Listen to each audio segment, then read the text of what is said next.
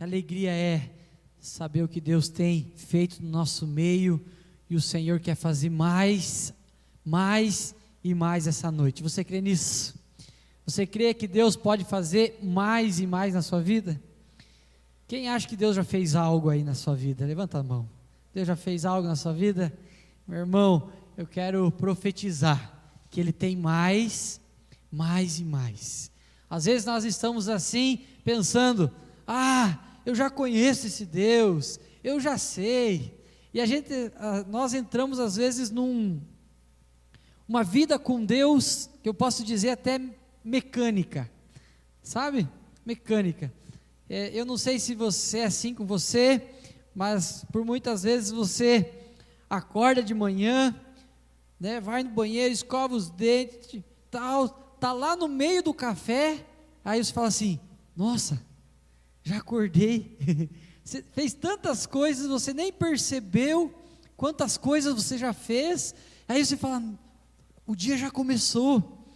E às vezes nós estamos nesse modo automático na vida com Deus. Nós temos que cuidar. Nós temos que cuidar para não entrarmos nesse modo automático.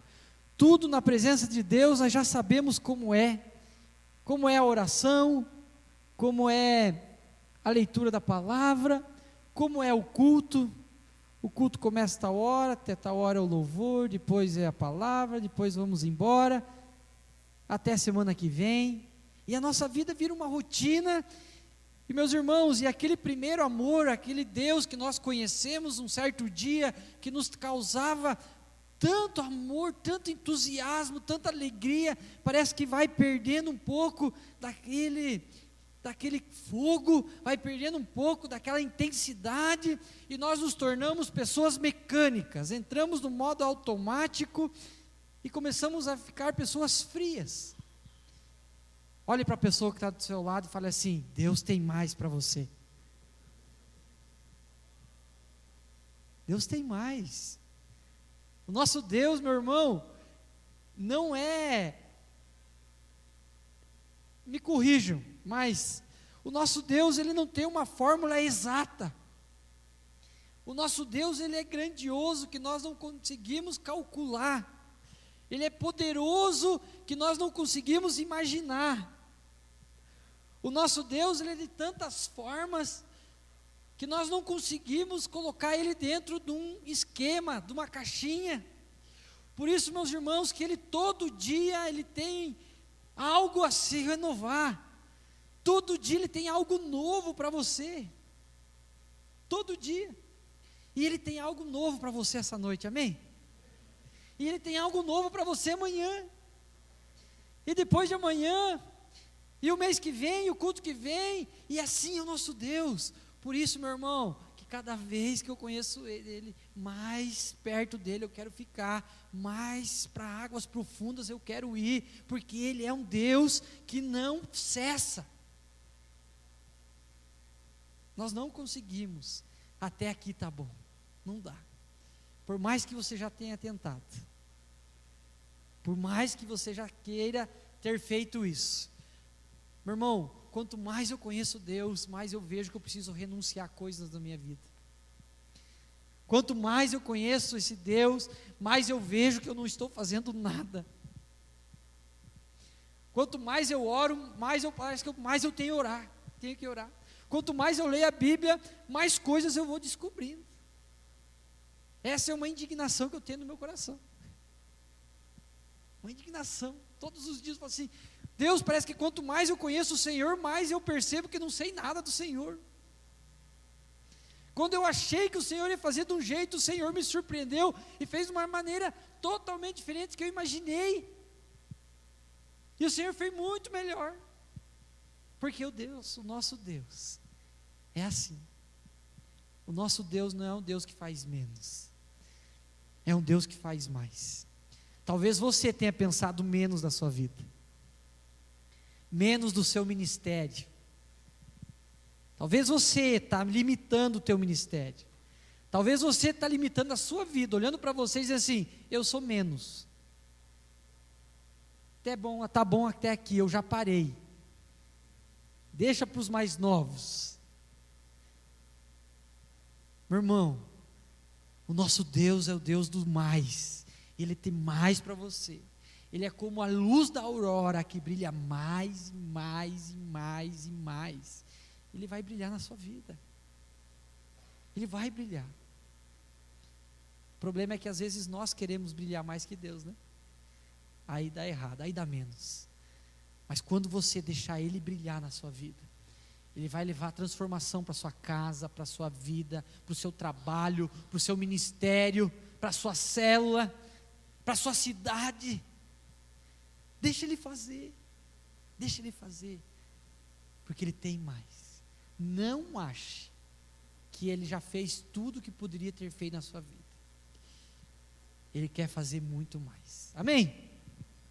Abra sua Bíblia. Você que está nos visitando, sinta-se à vontade, feliz, amado por nós. Aqui é a tua casa, a casa de Deus, é a nossa casa, a casa do nosso Pai. Tá bom? Abra sua Bíblia em Ezequiel 33, do 7 ao 9. Ezequiel 33, do 7 ao 9. Quero compartilhar uma palavra do Senhor para nós essa noite. O Senhor, algo poderoso do Senhor para nós, que como igreja nos levantamos. Amém? Se você não tem Bíblia, você pode dar um pescoção no irmão do lado aí, ou pode olhar aqui no nosso telão, que nós vamos, tá? Vamos estar ali projetando. Ezequiel 33, do 7 ao 9. A palavra de Deus diz assim: a ti, pois, ó filho do homem, te constituí por atalaia. Repita comigo, atalaia. Mais alto, meu irmão, mais alto. Atalaia. Amém. Sobre a casa de Israel. Tu, pois, ouvirás a palavra da minha boca e lhe darás aviso da minha parte. Se eu disser ao perverso, ó perverso, certamente morrerás, e tu não falares para avisar o perverso do seu caminho, morrerá esse perverso na sua iniquidade, mas o seu sangue eu o demandarei de ti. Mas se falares ao perverso para o avisar do seu caminho, para que dele se converta, e ele não se converter do seu caminho, morrerá ele na sua iniquidade, mas tu livrastes a tua alma. Amém. Agora lá em Efésios 6, Novo Testamento, carta aos Efésios, apóstolo Paulo escreveu essa carta, Efésios, Coríntios, Gálatas, Efésios, já vai achar, Efésios 6,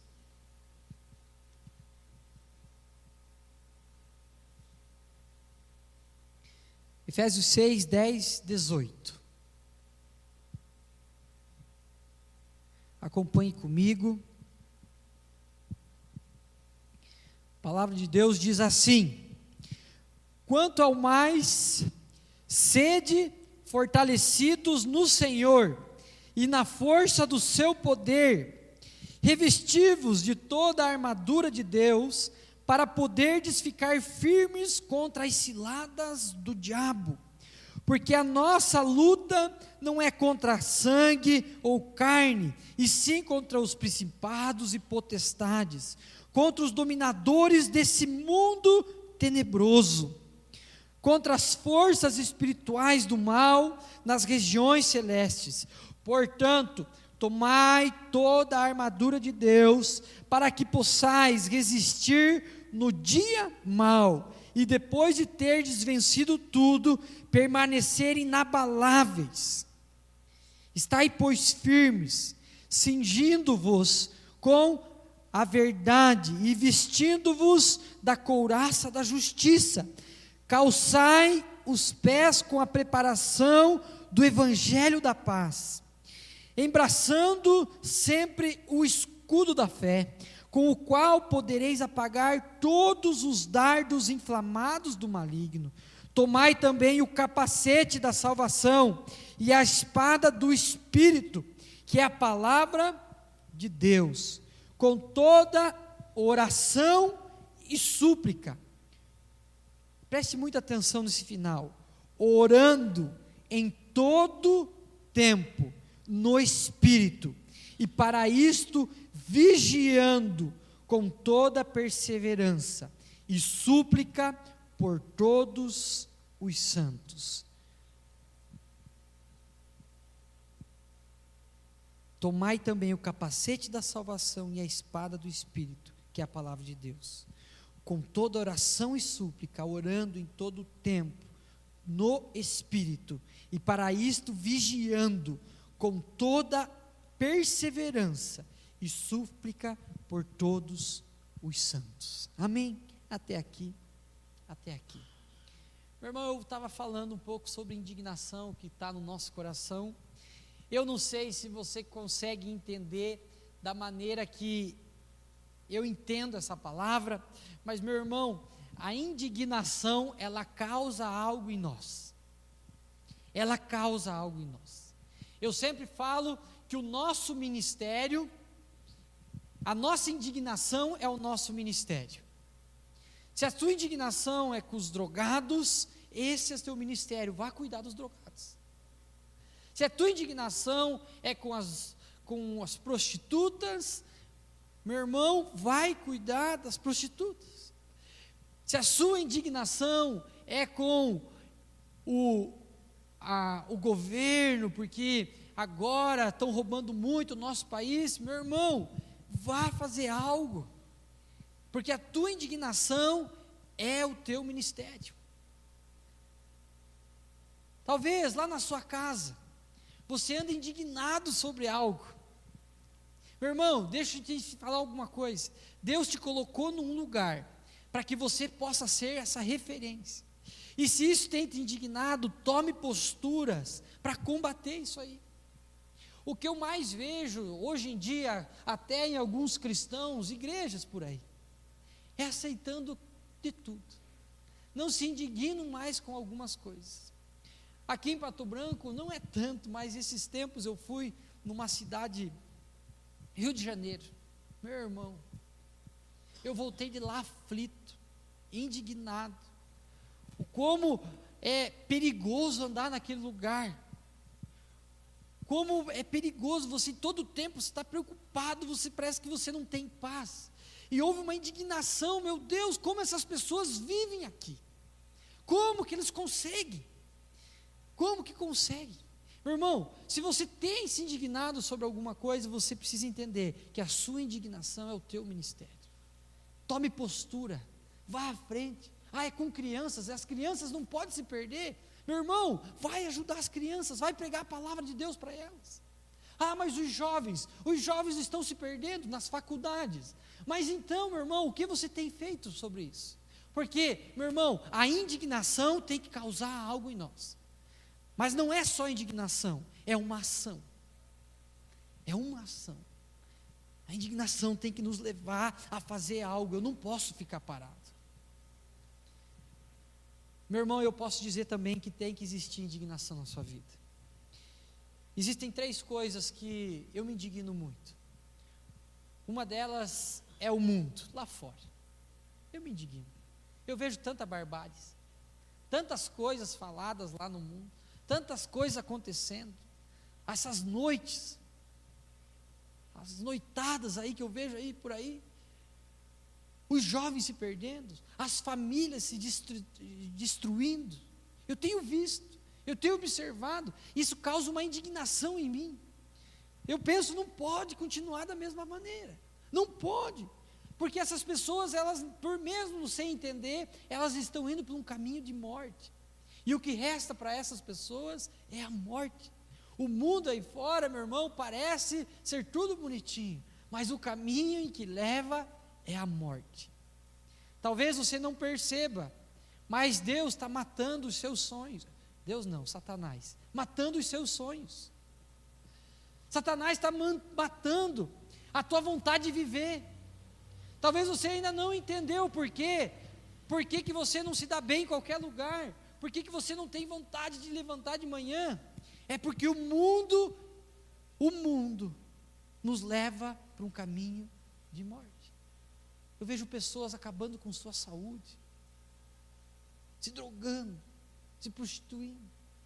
Eu vejo pessoas nas suas famílias, filho que não respeita o pai, pai que não está nem aí para os seus filhos, marido e esposa que não se respeitam, traição, famílias desestruturadas, perdidas. Meu irmão, precisa haver uma indignação no nosso coração. Nós não podemos ficar parados. Outra coisa que eu preciso me indignar, meu irmão, é com o pecado. Só que aqui vai um alerta. Nós somos muito bons para nos indignarmos com os pecados dos outros. Fulano de tal faz isso, porque lá na casa de tal faz isso. Meu irmão, se existe alguma coisa que você deve se indignar, é com o seu pecado. Com o seu pecado. Pelas manhãs, às vezes, quando nos acordamos, se há uma indignação que deve haver no seu coração, é contra o pecado. Ainda eu não venci isso. Ainda eu não venci. Ainda eu não superei. Ainda eu não consegui. Senhor, me ajuda. Eu preciso fazer algo. Mas você precisa se indignar. As pessoas estão se perdendo, indo para um caminho de morte, porque elas não se indignam mais. Elas já aceitaram. Realmente é assim mesmo. Comigo vai ser assim. Eu já aceitei. Eu não consigo. Eu já tentei várias vezes, mas eu sempre erro na mesma coisa. Pequei semana passada, pequei ontem, pequei hoje, e a tua postura vai fazer você pecar amanhã, depois e depois. Mas se você se indignar e você se levantar, esse pecado que tem acabado com a sua vida, meu irmão, tome uma posição. Nunca mais ele vai ser recorrente na sua vida. Nunca mais. Eu já falei aqui, tem pessoas que pegam os pecadinhos de estimação e colocam debaixo do braço e querem seguir a vida com esse pecadinho. Acham que vai dar. Mas não tem problema, nessa área aqui, todas as outras, tá bom, tá legal, mas essa área aqui eu vou seguir debaixo do meu braço. Meu irmão, uma mosca estraga todo um perfume. Meu irmão, o Senhor não quer 99% de você, o Senhor quer 100% de você. Porque Satanás, ele precisa só de 1% para te matar. Satanás precisa só de 1% para entrar na sua família e acabar com tudo. Se indigne, não aceite. Talvez você fale assim: eu estou vivendo grandes coisas, muitas coisas, mas essa coisinha ainda eu não resolvi. Essa coisinha, meu irmão, você precisa se indignar. Essa única coisinha, esse 1%, se indigne. Se indigne com o mundo, se indigne com o pecado e se indigne com Satanás. Aquele que planeja, aquele que a Bíblia fala que está ao redor para nos tragar. Meu irmão, 3 coisas para você sair daqui hoje, essa noite, indignado. A primeira delas é o mundo lá fora. A segunda delas é o teu pecado. E a terceira, Satanás. Meu irmão, e a indignação vai fazer você lutar. Amém? Você tem lutado pela sua indignação? Se você não tem lutado, hoje você vai decidir lutar. Pastor, mas como assim? Como que eu vou lutar? Como? Lá em Efésios 6,12 nós lemos: pois a nossa luta não é contra seres humanos, mas contra os poderes e autoridades, contra os dominadores desse mundo de trevas, contra as forças espirituais do mal, nas regiões celestiais. Meu irmão, a nossa luta não é contra a carne ou o sangue, mas sim contra os dominadores desse mundo, principados e potestades. Por que eu falo isso? Porque eu vejo muitas pessoas querendo lutar, mas lutando de maneira errada. de maneira errada. Meus irmãos, muitas das nossas batalhas nós achamos que ganhamos na resposta mais alta. Porque eu vou lá hoje e vou dar de dedo na cara dessa pessoa. Lembre, a Bíblia está nos alertando. A nossa luta não é contra carne ou sangue. Principados e potestades, sim. E nós achamos que da nossa maneira nós vamos ganhar as lutas por aí. O Senhor está nos alertando a maneira que nós devemos lutar. Meu irmão, contra o pecado, sim. Contra Satanás, sim. Você deve se levantar e chegar na cara dele e falar assim: você não tem mais poder sobre mim. Você não consegue mais. Você não vai mais me dominar. Você já me aprisionou por muito tempo. Eu já fiquei fechado nessa prisão, nessa depressão.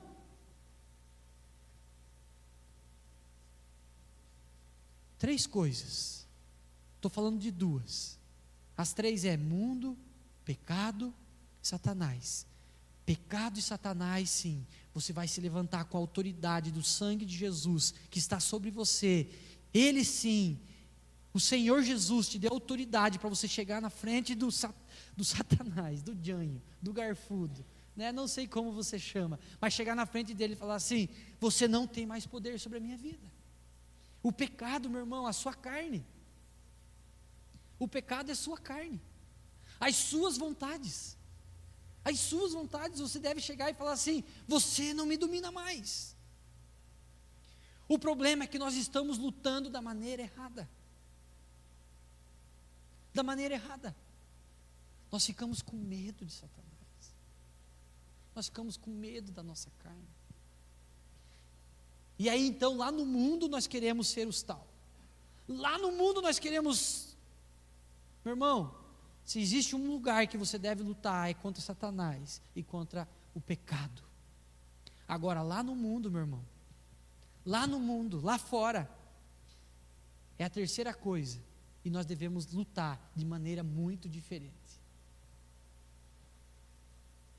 Eu não combinei com a Thaís hoje, mas está aqui para mim ler esse texto. João 3,16. Porque Deus amou o mundo de tal maneira que deu o seu Filho unigênito, para que todo que nele crer não pereça, mas tenha vida eterna, meu irmão. A maneira que de você lutar com o mundo, sabe como que é? Amando. Amando. Contra Satanás, indignação, você não tem poder. Contra o pecado, você não me domina. Você não tem mais poder sobre a minha vida. Mas contra o mundo, nós vamos amá-los de todo o nosso coração. Porque Deus amou o mundo de tal maneira que deu o seu Filho unigênito, para que todo aquele que nele crê não pereça, mas tenha vida eterna. Você tem amado o mundo? Você tem amado as pessoas? Você tem amado as pessoas lá na sua casa? O problema é que nós estamos invertendo essa maneira de lutar. Diante de Satanás, nós estou com medo. Fazemos assim. E aí no mundo nós queremos ser os galos. Lá no trabalho a gente quer ser o que fala mais alto. No casamento, aquele que manda. Ame. Simplesmente ame. Ame. Lá na sua casa, ame. Ali na rua, ame. Essa é a maneira de nós lutarmos. Essa é a maneira de nós lutarmos. Qual é a tua indignação? Qual é a sua indignação? Você tem lutado dessa forma? Você tem lutado dessa forma? Ah, mas os drogados, aqueles lá são todos perdidos, não sei o que, não sei o que, não sei o que. Meu irmão, estenda a mão, vai lá e ame eles. Nós estamos com as casas de paz. Quem tem participado das casas de paz? Levanta a tua mão bem alto. Glória a Deus. Glória a Deus. Meu irmão, nós entendemos como igreja, uma indignação no nosso coração, que as famílias estão sendo atingidas por Satanás. Sabe o que nós fizemos? nos treinamos, oramos, jejuamos, e estamos indo nas casas para falar do amor de Jesus, simplesmente porque nós amamos pessoas, e amamos as famílias. Nós não queremos ficar aqui apontando o dedo, você está errado, vizinho, você está errado, patrão, você está errado. Nós queremos sim, sair da nossa zona de conforto, para ir amar. Essa é a nossa maneira de combater, essa é a nossa maneira de lutar.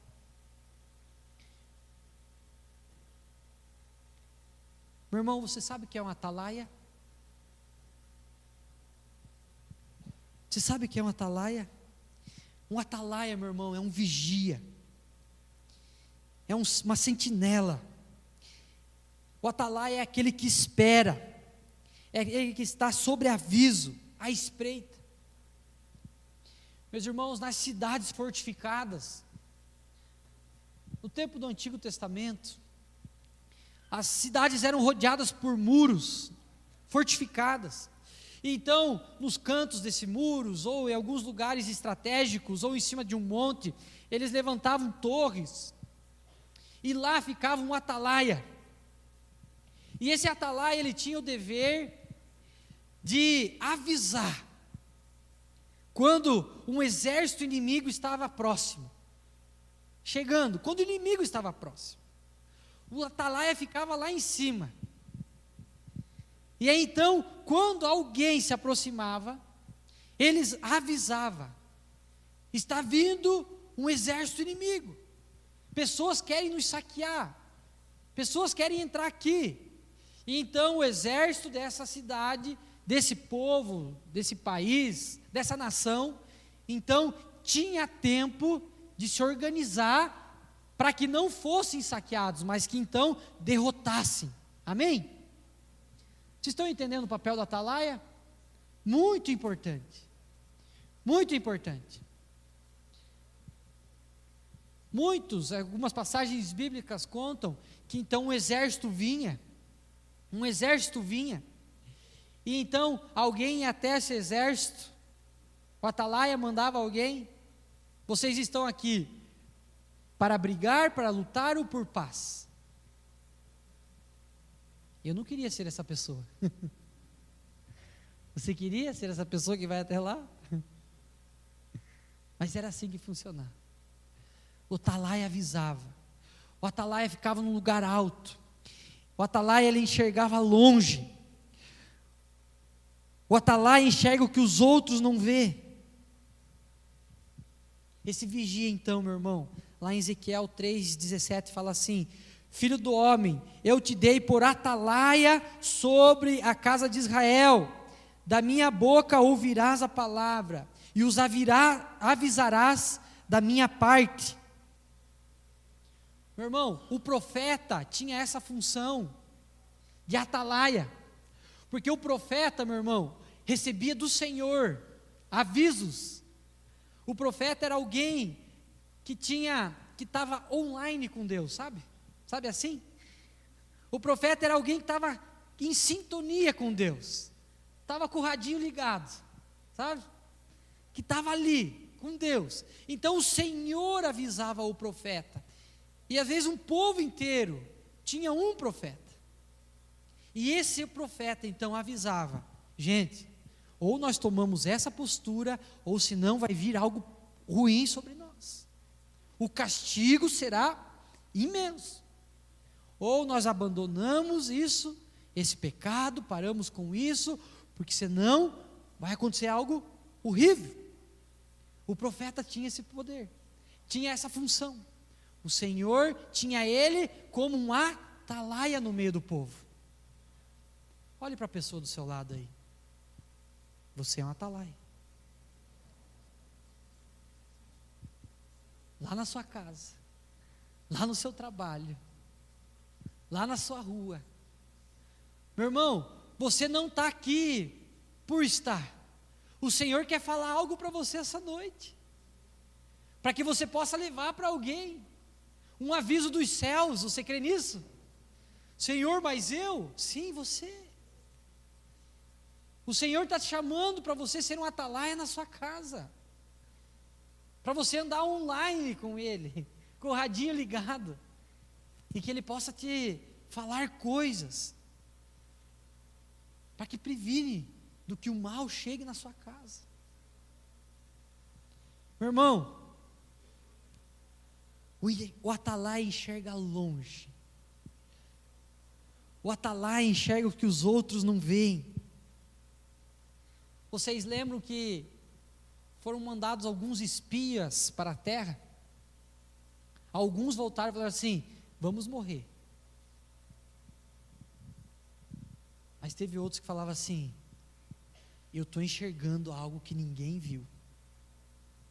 Lá é um lugar que nós vamos conseguir vencer, que nós vamos conseguir experimentar o melhor dessa terra. Meu irmão, você lá na sua casa, meu irmão, quando ninguém vê nada, quando todo mundo diz, nós vamos padecer, não tem conserto, não tem o que fazer, você vai se levantar como um atalaia e vai dizer assim: eu consigo enxergar, porque eu sirvo um Deus que é poderoso para transformar essa situação.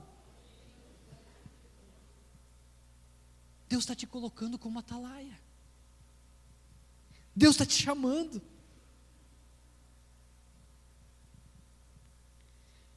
Segundo Reis 6,17 fala assim: orou Eliseu e disse: Senhor, peço que lhe abra os olhos para que veja. O Senhor abriu os olhos do moço e ele viu que o monte estava cheio de cavalos e carros de fogo em redor de Eliseu. Segundo Coríntios 5,7 fala assim: visto que andamos por fé e não pelo que vemos. Às vezes, eu sou tentado a olhar para a cidade de Pato Branco, eu sou tentado a olhar para a igreja, eu sou tentado a olhar para mim, meu irmão, e falar assim: não dá,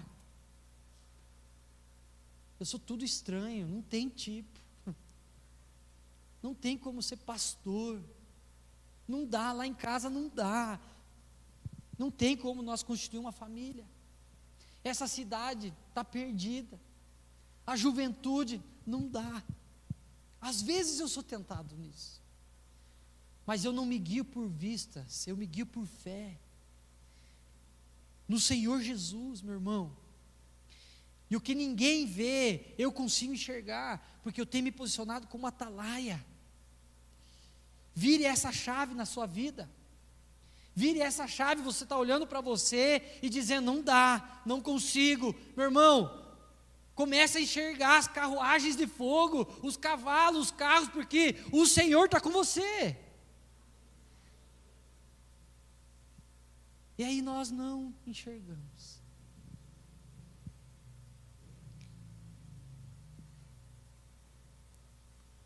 Eu quero falar sobre a função espiritual do vigia,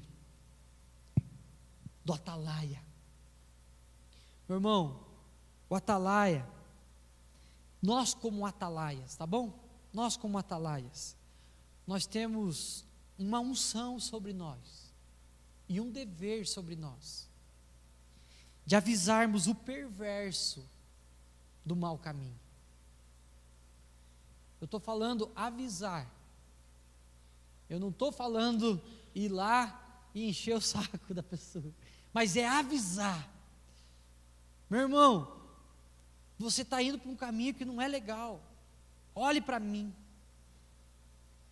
o Senhor transformou a minha vida, seja um testemunho para essa pessoa, seja um exemplo. E às vezes nós passamos de largo, ele que cuida da vida dele, eu da minha, não há indignação em você. Um atalaia vive indignado.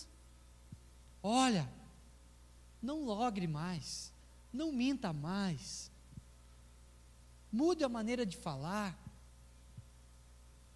Nós também devemos nos submeter aos atalaias, sabiam disso? Eu tenho muitos atalaias na minha vida.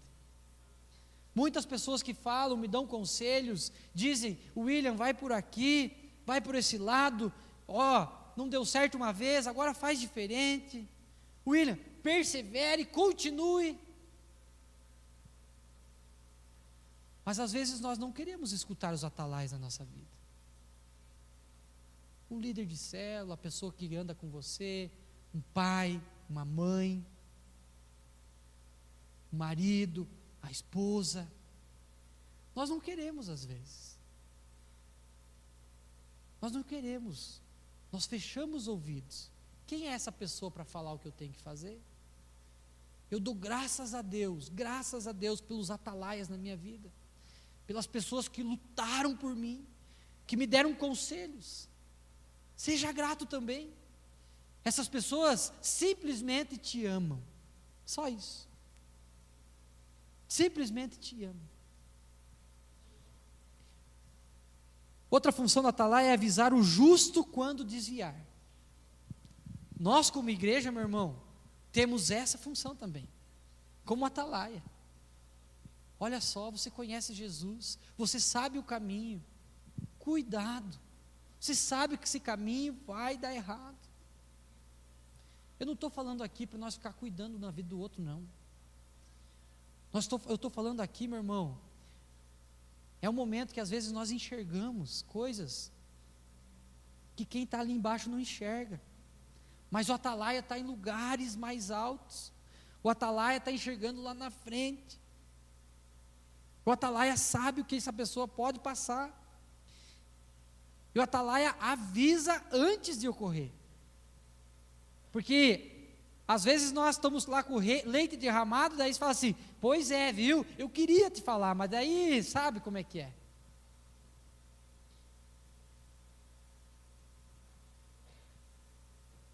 Olhe para a pessoa que está do seu lado. Fale assim: seja um atalaia. Meu irmão, o atalaia, ele se coloca numa torre de vigia. Amém? O atalaia se coloca numa torre de vigia. Nós temos um lugar aqui na igreja que chamamos de torre de vigia. Não sei se você sabe. Não sei se você sabe, mas toda segunda, quarta e sexta, aqui a igreja fica aberta das 6 à 1 da tarde. E nós chamamos de torre de vigia. Talvez você não saiba, mas eu já vim aqui orar por você. Essa semana mesmo eu orei pelo culto, eu orei por você. Como atalaia, eu me coloco aqui. E você tem esse poder também, você pode.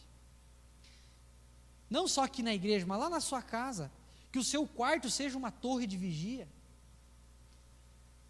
em que você vai lá, diante do Senhor, você fala assim: Senhor, eu me coloco agora, Senhor, como atalaia aqui na minha casa, me mostra o que tem sido empecilho de nós caminharmos melhor, me mostra, Senhor, o que eu posso fazer, vigia, guarda a sentinela, fica firme.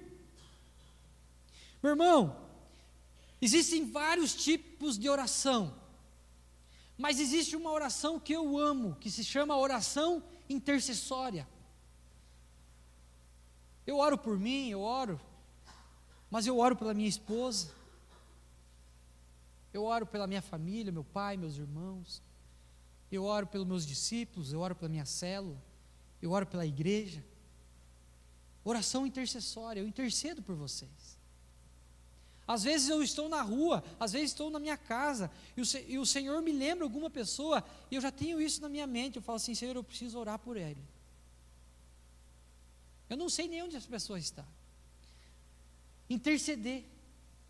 Meu irmão, o atalaia intercede. O atalaia, ele vigia. Vocês estão entendendo?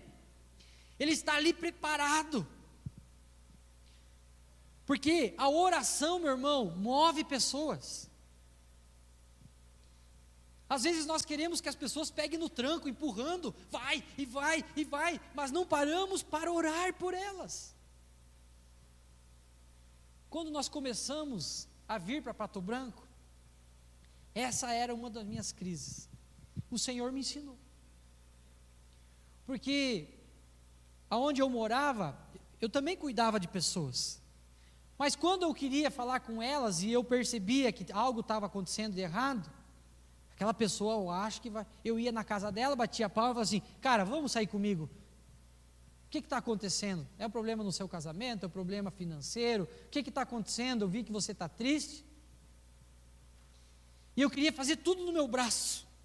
Tudo no meu braço. Quando comecei a vir para Pato Branco, meu irmão, eu ficava aqui só no sábado. E voltava a 140 quilômetros daqui. E algumas pessoas me ligavam, e eu sabia que tinha problemas aqui. E eu falava: Deus, eu não consigo ir lá.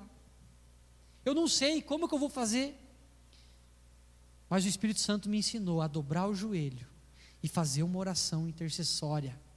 E eu me colocava como atalaia numa torre de vigia. E então eu orava.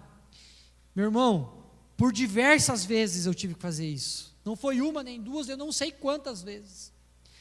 Mas, meu irmão, o Senhor me ensinou.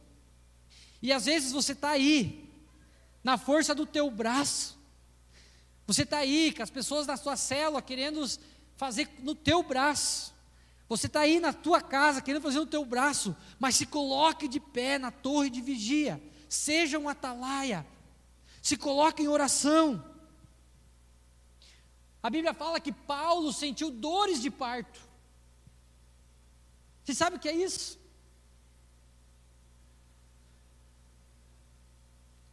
Paulo sentiu dores de parto, por quê, meu irmão? Porque ele queria ter filhos espirituais.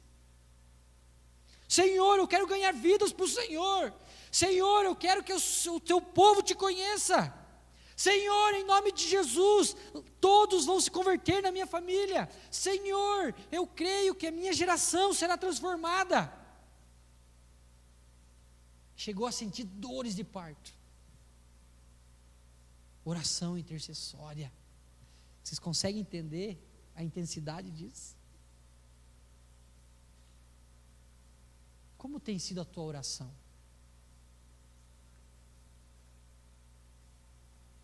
Eu já orei, pastor, mas faz tempo.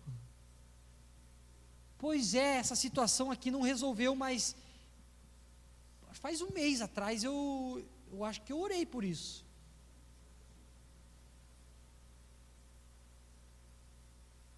Você tem orado de verdade? Essa situação que você quer que aconteça, você tem se posicionado? Você tem vigiado? Você está como um atalaia? Meu irmão, porque se orarmos como vigilantes, nós não vamos precisar orar quando tiver o problema. Sabe como é a nossa oração?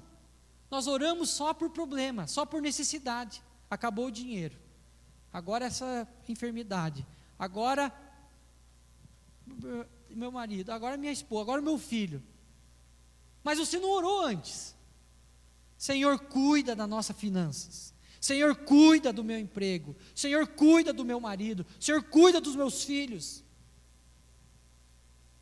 Oração intercessória, meu irmão. Atalaia é aquele que vigia. Infelizmente, os cristãos oram só por necessidade. Mas se você mudar essa chave na sua vida e começar a orar de maneira vigilante, você vai parar de orar por necessidades. Esse é o poder da oração.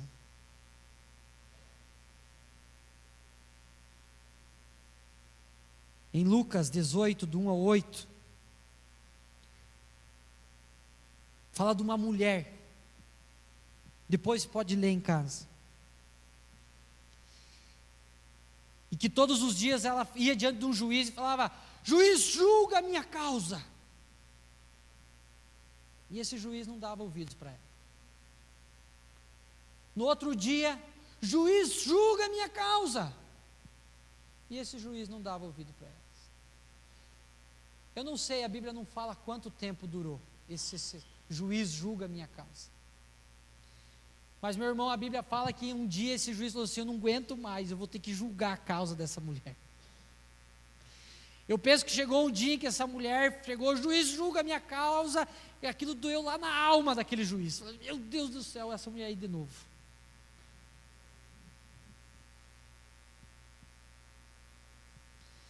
Como tem sido a sua insistência?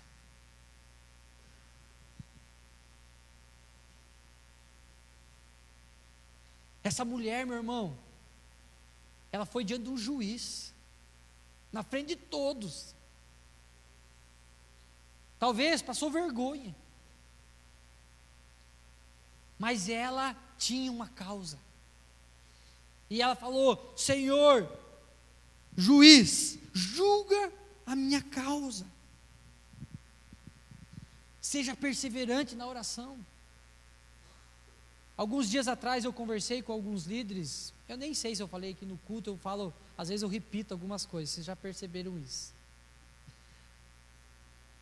Mas uma criança pediu uma coisa para o pai. Eu falei isso aqui? E aí o pai falou: eu consigo dar para essa criança isso que ele pediu. Eu consigo. Eu tenho dinheiro. Eu tenho. É barato. Mas amanhã eu vou ver se o meu filho quer de novo. E eu vou perceber. Se ele insistir, eu vou dar. Mas é que o meu filho muda de ideia muito fácil. Hoje ele quer uma bicicleta, amanhã ele quer uma bola, semana que vem ele quer um videogame, na outra semana ele quer um carrinho. E esse pai escutou do filho, no outro dia: pai, eu quero essa coisa.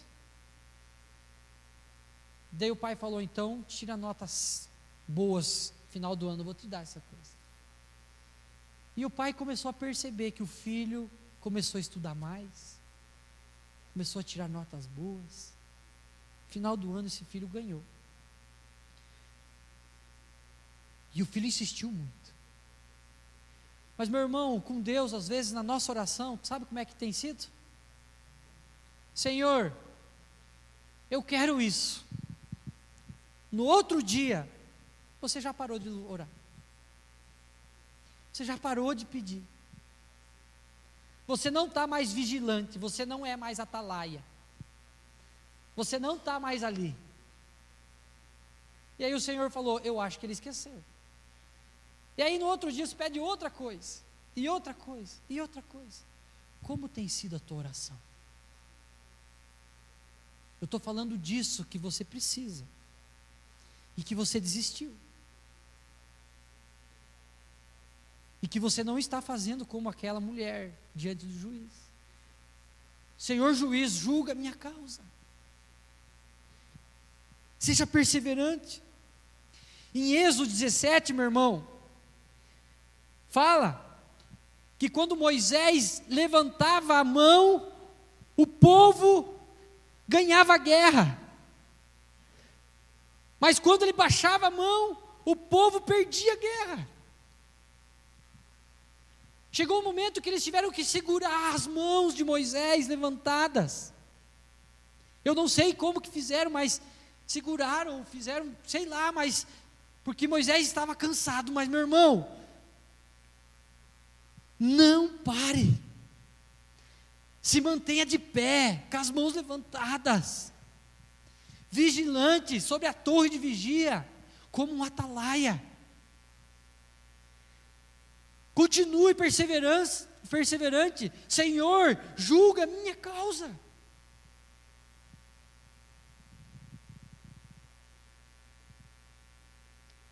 O Senhor quer te abençoar. E Ele está com a bênção preparada para você. O Senhor quer transformar a sua casa. O Senhor quer transformar a sua geração, meu irmão. Ele te colocou lá como vigia, como atalaia.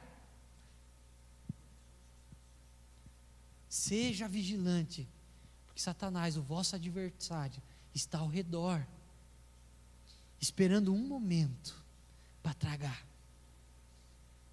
Não pare, fique com as mãos de pé, porque Ele te chamou para marcar a história da sua família.